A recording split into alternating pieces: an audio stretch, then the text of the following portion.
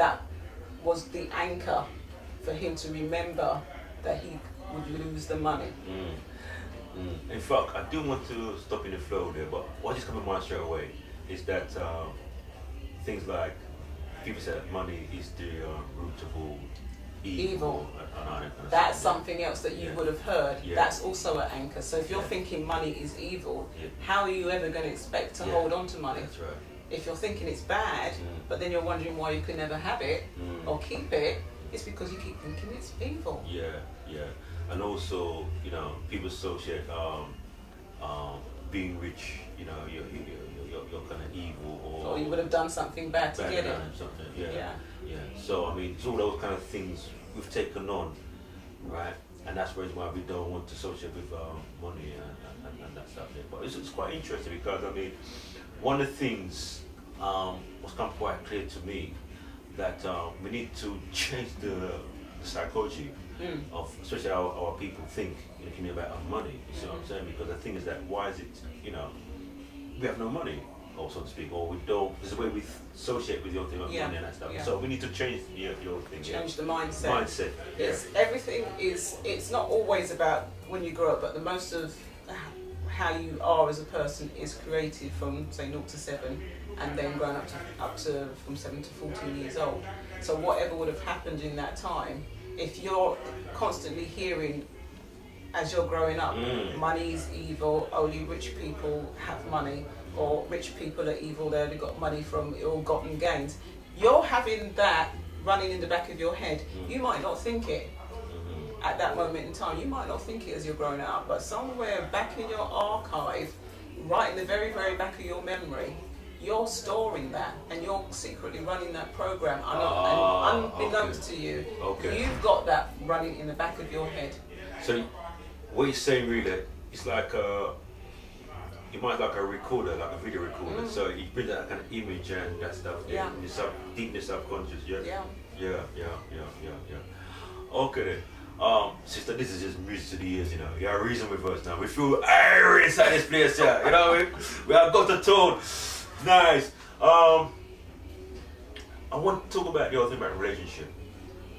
Yeah, because I know you've been on a radio station and we talked about relationships and so forth. Yeah. I don't know where to start from, but I mean that let's just throw a stone here, my sister. How would you define relationship? I mean, how do you look at relationships? Relationship to me is a partnership. You have to look at yourself first of all. You have to love yourself first of all. Okay.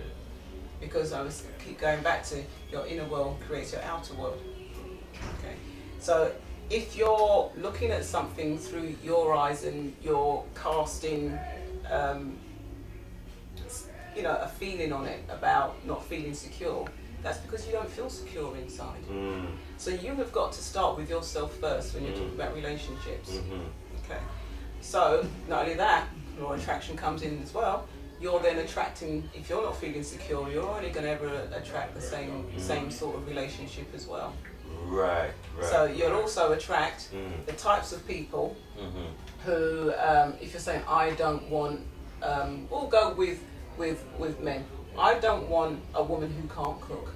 I don't want a woman who doesn't work. So everything I don't want. Guess what you get? You get a woman who can't cook.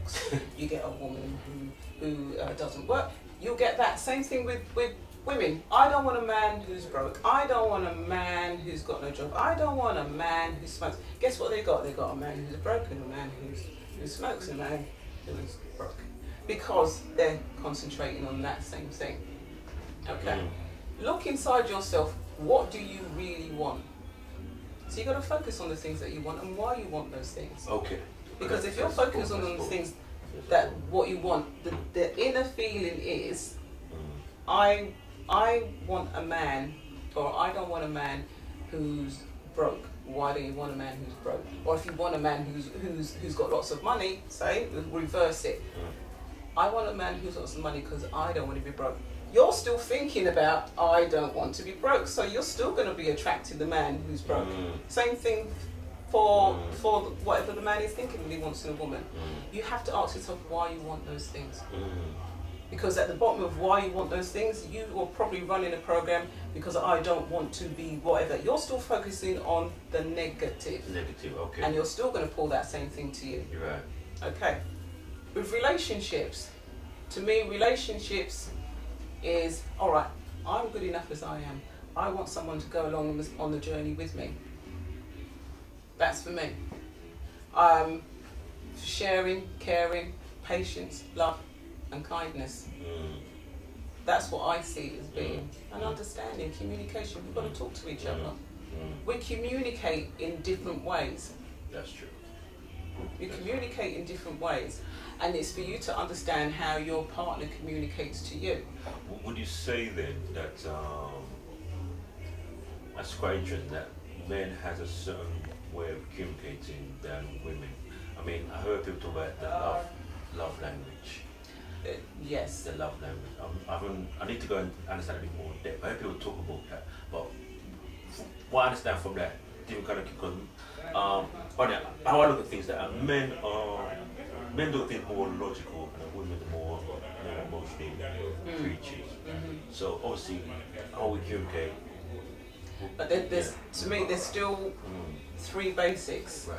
You can see, you can hear, and you can touch. Right. Okay. I think it was Virginia Satir who asked a question of a couple she was counselling, and she would say, well, the wife would say, well, he doesn't love me, or she'll say, how do you know he doesn't love me? Because he doesn't show me. Right. And she'll ask him, so how do you know that she doesn't love me? Because she doesn't tell me. Right. Okay, so what I would say, in order for you to know that you truly love, it's absolutely necessary for you to be A, taken places and shown in other ways, B, for you to hear it in that special tone, in that special voice, or C, to be touched in that special place in a special way. So you can either pick one. So when you figure out which one it is that you really like, because people say, oh, I want all three. You cannot have all three. What is the one that is absolutely necessary for you? And some people will say to be shown and taken places. It's all right, to be shown would be for them to bring you flowers, bring you gifts. It's okay if you've got a guy who likes to be shown. He'll bring you flowers, he'll take you places, he'll spend time with you. But if you're a woman who likes to hear it, that's not his way of telling you. He'll show you. He could show you to the cows come home. But because you are a hearing person, you like to be told, I love you. That doesn't mean anything to a degree. It's all well and good him keep bringing me things, but he's not telling me. Margot, you know what? I think you could save people's relationship right now as you're speaking, because it's very valuable information you share with us. I wasn't aware of that. Yeah. You know, and I've been doing a lot of these kind of sessions here. Interview many people. I've done some workshop. You know what I mean? And fuck, I've stopped what I'm doing. This is what you have to say. You just what I'm saying. Seriously, because I'm not really aware of that. Yeah. So what you're saying really, that I mean that we need to understand people's love. The communication. Yeah, the language of love. Yeah. It's simple, three things, and you must pick one. You cannot pick, oh, I like all of them. Pick one, because that is predominantly your language of love. Okay, so for example, once you're in a relationship, right, you need to establish the love communication. So, like you said, some people like to hear it. Some people like to see it. See it.